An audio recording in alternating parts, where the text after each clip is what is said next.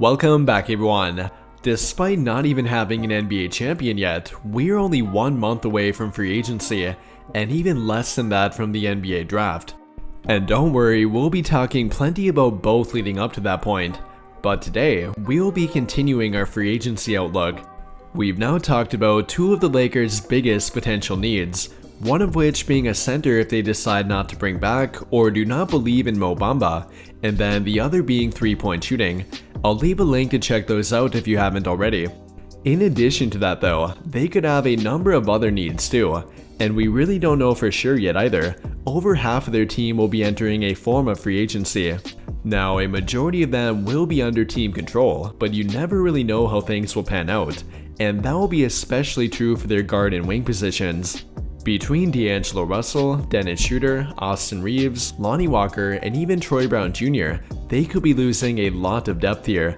The only one that is pretty much guaranteed to return will be Austin Reeves. Everybody else could be up in the air. And knowing that, they should have a backup plan for each of them. Having Max Christie take on a bigger role will help, but he alone cannot fill that entire void. And in my opinion, they should be looking for legitimate two-way players to replace them with. Or in other words, looking for quote-unquote 3&D players. You can really never have enough of them. And in today's video, we're going to be taking a look at the most realistic 3&D options for them on the open market. Before we get into it though, if you are looking to turn your NBA knowledge into cash during the NBA Finals, then be sure to check out PrizePicks. They are giving out a no-brainer play to get you started. You can pick Nikola Jokic to have either more or less than 0.5 points in Game 1, and it really doesn't get much easier than that. If you want to follow along with me, here is what I'm combining that with. I of course have Nikola Jokic having more than that, and then Duncan Robinson having more than 8.5 points, Bruce Brown having at least one offensive rebound, Bam Adebayo having more than 13.5 field goal attempts, and then Jamal Murray having more than 4 points in crunch time.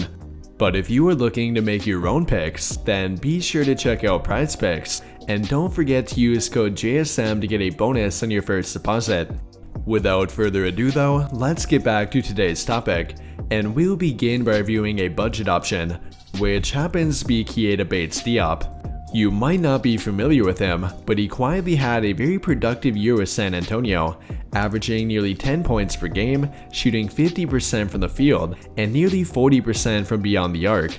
I know we're talking about putting up numbers for a bad team here, but let's not completely overlook what he did. He will very likely not average 10 points per game for a good team, but that kind of efficiency is nothing to scoff at. I don't care who you're talking about, if you can find me a guy who shoots above 50% from the field, above 35% from 3, and then be at least an average defender, you are talking about a quality role player, and that is what he did last season. He might not do anything overly impressive, but Bates-Diop is the kind of guy you want on your team. He really gives everything he has on the court. No, he might not be an incredible athlete, but he will consistently outwork his matchup. Unfortunately for him though, it likely won't get him a big payday. I guarantee he'll get picked up by a team, but I would be shocked if it's for more than a minimum contract, and that would make him a great target for a team like the Lakers. Moving on though, coming in at number 2, we have Javonte Green, another guy you likely did not see coming, but Javonte Green has quietly become a very good two-way player. He may not take a bunch of three-point shots, only taking about 2.5 of them per 36 minutes, but he has shown the ability to knock them down. He's now shot over 35% from 3 during the past 2 years now. And much like many other 3&D players, he is significantly more reliable from the corner. That is where over 50% of his three-point shots come from, and he's so far knocked them down at a 40% clip during his career.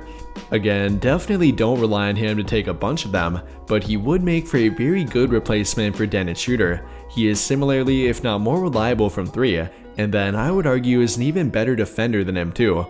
I mean, you won't find many players with the intensity that Green plays with on defense, and according to Defensive Raptor, only the GOAT Alex Caruso has been a better defender than Green during the past 2 years for Chicago. If you can get Javonte Green for a minimum contract, or anywhere near it for that fact, I would definitely think about doing it. He would make for a great replacement for any one of Dennis Schroeder, Lonnie Walker, or even Troy Brown Jr.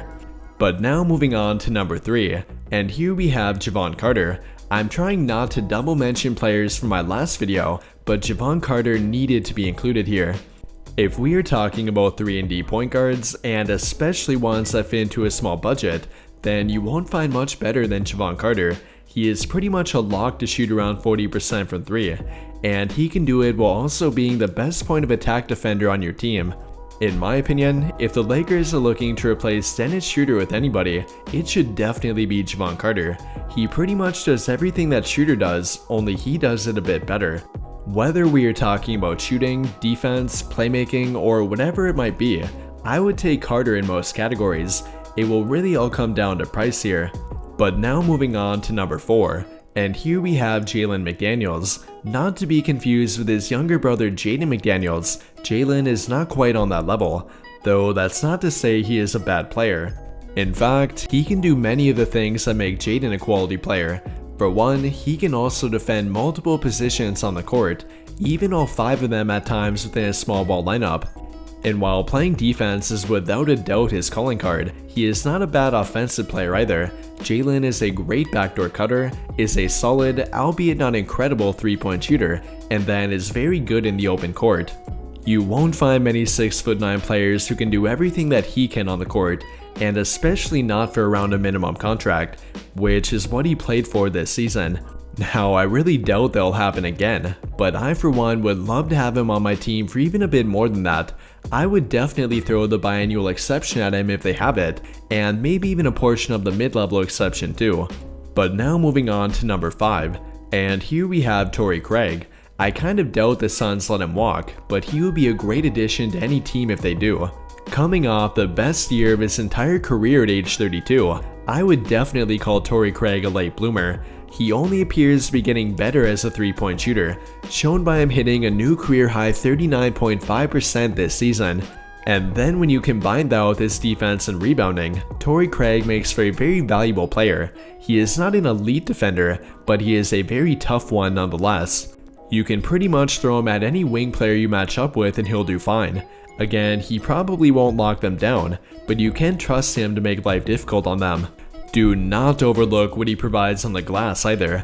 Tory Craig is one of, if not the best rebounding forward in the entire league, making him a great fit for small ball lineups. You likely would have to throw around $5 to $8 million to get him, but it might be something the Lakers are willing to do, and I imagine that other teams are thinking about doing that too. Our final 3&D target will be Max Strus though. I cannot say for sure how much he'll be offered due to him still playing, but he has without a doubt raised his value during the playoffs. With that in mind though, everything can change within a game or two. At the moment, he is right on the edge of the Lakers' price range. I don't really expect him to become available, but his value could either go up higher or go down significantly depending on how he plays in the NBA Finals. Although, you really can't go wrong with a guy who reliably shoots 3-point shots at a high volume, plays above average defense, and is quite obviously liked by his teammates, and that would be the argument for going after him. I did not want to re-mention Josh Richardson, Utah Watanabe, or Trey Lyles here, but they are viable 3&D options too. With all of that being said though, what do you guys think? Which 3&D free agent would you go after? Comment your thoughts down below. That will do it for this video though. Big thank you to those of you who took the time to watch until the end of this video, and until the end of all of my videos in general. I really hope you enjoyed it, and if you did, be sure to drop a like on the video, subscribe to the channel if you have not already, and turn on notifications to get notified right away when I drop a new video. But as always, thank you for watching and have a great day.